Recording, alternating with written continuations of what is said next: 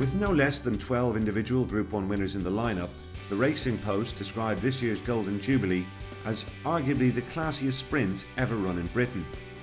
But when push came to shove, nothing could live with Star Spangled Banner. Star Spangled Banner, near side, Star Spangled Banner has won it. His last piece of work, his second last furlong, was just under 9.5 seconds. Never saw it before at home, you know. So, like, when a horse is able to do that part of a work, we never saw a horse able to go that quick before. Like, we never had a horse able to go that fast, like furlong by furlong. Do you understand? Like, you don't record those kind of times. We've never recorded them anyway.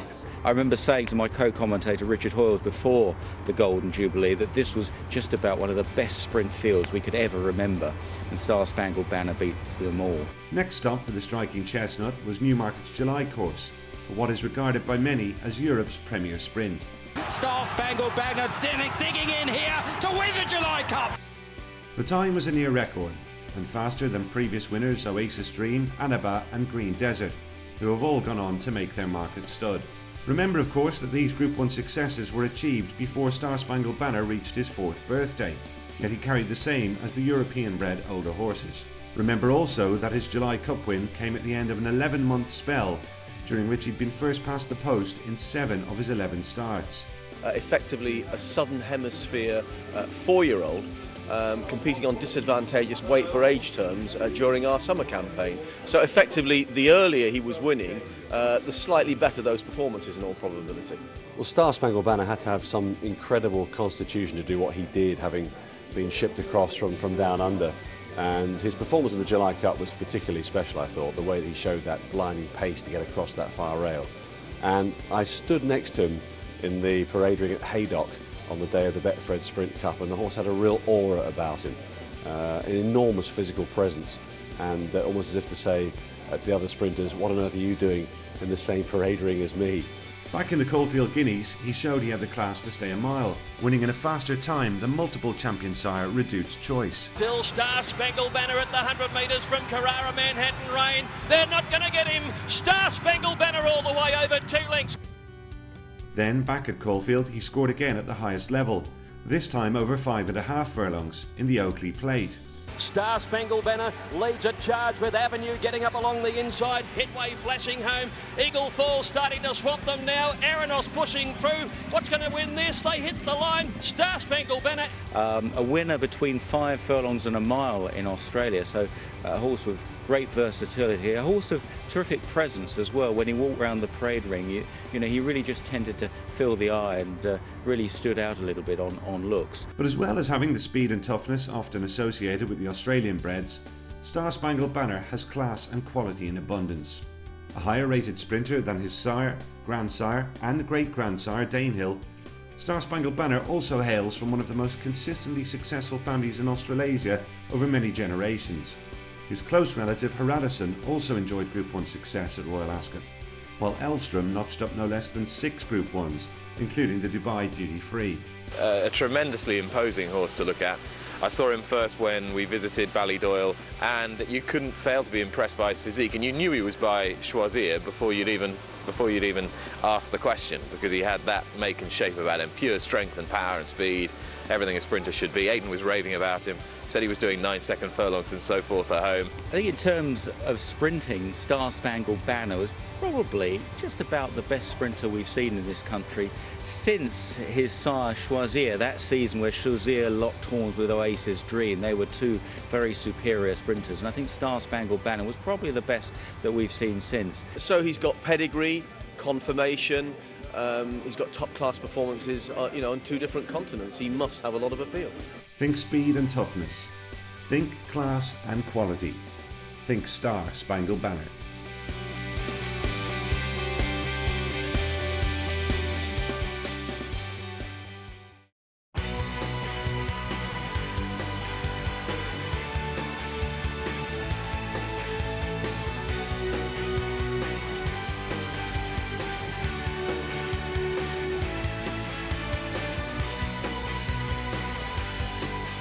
Although he had already been champion sire in 2008, 2010 was the year when Galileo entered a whole new stratosphere. 7 individual Group 1 winners, 3 of them 2-year-olds, including champion-elect Frankel. But according to the experts at Timeform, his highest rated son to date is still Rip Van Winkle on a mark of 134. Indeed, since Galileo himself achieved the same rating of 134 in his classic year, no 3-year-old at Ballydoyle has equalled the rating of Rip Van Winkle. Rip Van Winkle had always been highly thought of at Ballydoyle. Aidan O'Brien, he'd always said that this horse had tremendous talent. On his first start in Group Company in the month of July, he lived up to his lofty home reputation, with a classy success over the Royal Ascot winner Kushgara. But Rip Van Winkle has the advantage of a length as they go to the line. Rip Van Winkle will win the Tyros by a length and a half. Plagued by problems with his feet throughout his career, Rip Van Winkle ran 2 fine races in the Guineas and the Derby, but he was yet to really find his stride. But he's a horse who had fairly well documented problems, minor ones, but managed to run through that and still perform consistently at a high level, and I do think that is the mark of a high-class racehorse. In the Eclipse, he managed what no other horse did all season, to give See the Stars a real race. Rip Van Winkle, his old rival, is closing up on the Guineas and Derby winner. I think that race that we saw in the Eclipse Stakes in 2009 was a fantastic performance. You know, I worked at Timeform for many, many years, and I know how well defined their speed figures are, and the speed figure for See the Stars in that race, and also by implication for Rip Van Winkle, were of the highest quality. Following this gallant effort, it was off to Goodwood to face Group 1 winning milers at Royal Ascot, Paco Boy and Gennady.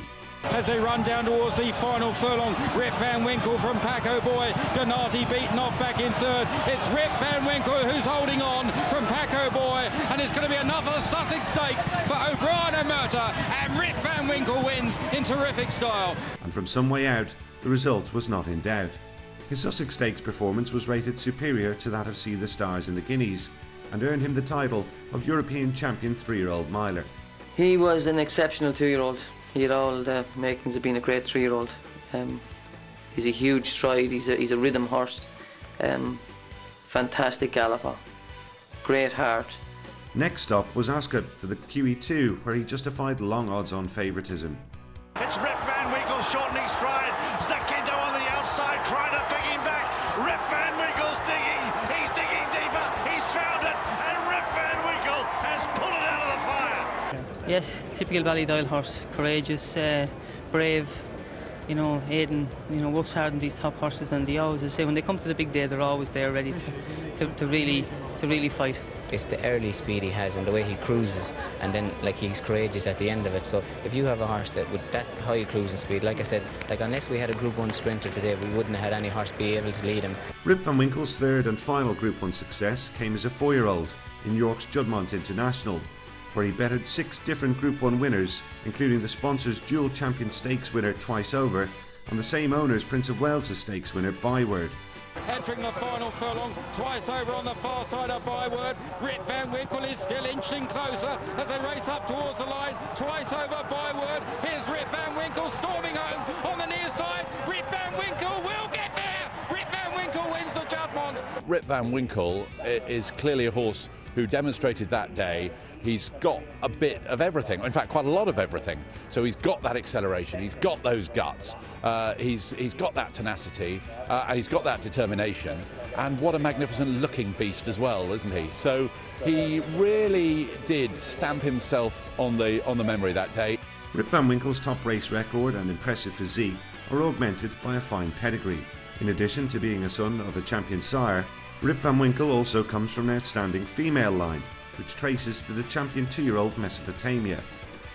The 7-time champion sire in New Zealand, Volksrad, and the consistently successful Hulling are other members of this family.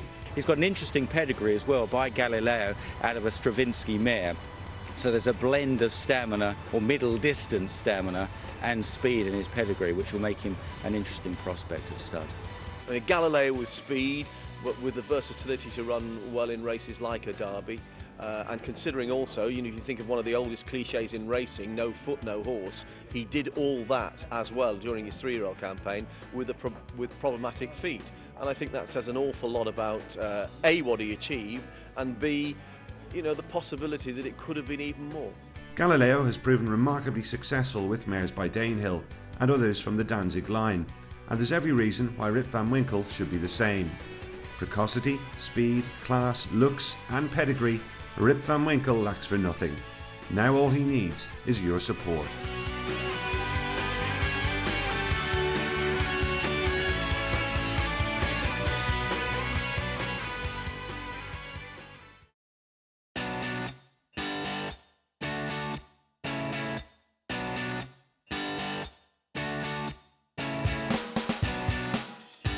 Two sons of Danehill Dancer sired Group 1 winning sprinters in Europe in 2010.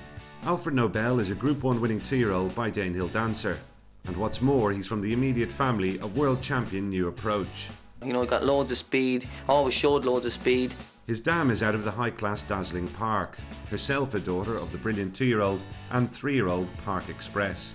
Alfred Nobel went on an unbeaten run of 3 races at Leopardstown and the Curragh, beginning with a maiden in the month of May. Alfred Noble hits the front, Montecchio towards the outside of Bobby Scott, racing inside the last 200, Alfred Noble and Johnny Murth in front. Stepping straight up to Group 2 level, he then landed the Railway Stakes on Irish Derby Day. Alfred Nobel out in front, being chased by King Ledley, in some respect running a big race on the far side, but up towards the line Alfred Nobel is going to win. Aidan O'Brien, his 11th Railway Stakes. Next time out, he came from a seemingly impossible position to land the Group 1 Phoenix Stakes, a race won by his own sire, Danehill Dancer. He was able to finish off his races very good. I think he showed in the Phoenix Stakes. You know, he was able to sit back. They went slow. Looked like it was all over, but he's a great acceleration. Alfred Noble coming home very strongly over on the far side. Air Chief Marshal and Alfred Noble and Johnny Murth have come from last to first. He'll be a great asset to Coolmore stud because breeders who are looking for a precocious type can look forward to pretty early starters, I would imagine, from him. If they inherit any of the speed that he's shown, they look like they should sell very well as yearlings also. Speed, precocity, the right sire, and a great family. Alfred Nobel ticks all the boxes.